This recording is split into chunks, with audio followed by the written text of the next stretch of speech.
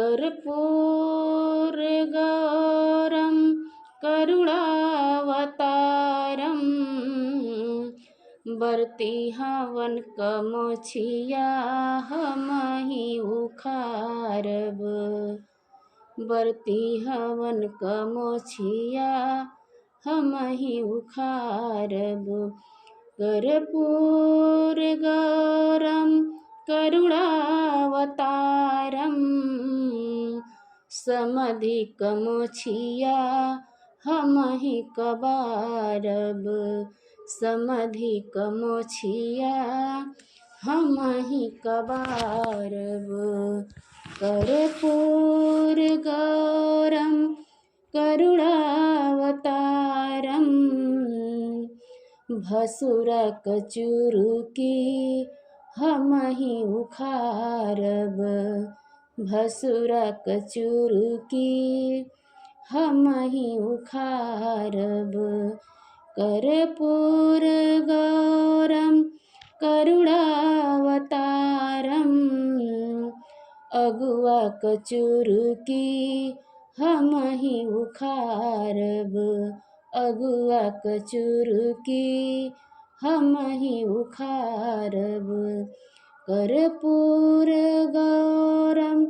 करुणावतारं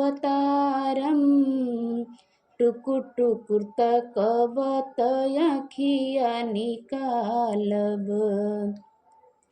टुकुर टुकुर तकबत आँखिया निकालब।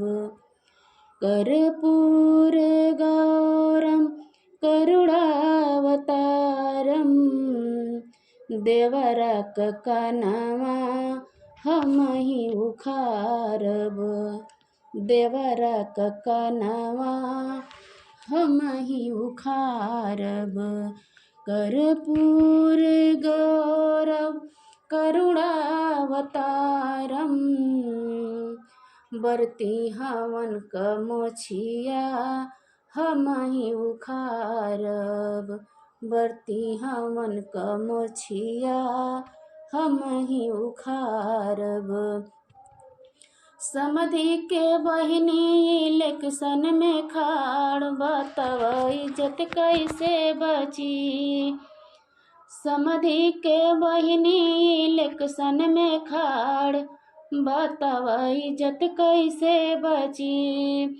गली गली वोट मांगे गुंडन से नोट मांगे। गली गली वोट मांगे गुंडन से नोट मांगे। अरे मांगे लमहर भतार बताव इज्जत कैसे बची।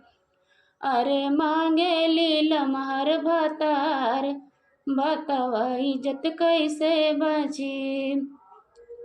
दुल्हा के बहिनी इलेक्शन में खाड़ बताव इज्जत कैसे बची। बरती हवन का बहिनी इलेक्शन में खाड़ बताव इज्जत कैसे बची। अरे गली गली वोट मांगे गुंडन से नोट मांगे। गली गली वोट मांगे गुंडन से नोट मांगे। अरे मांगे लमहर भतार बताव इज्जत कैसे बची।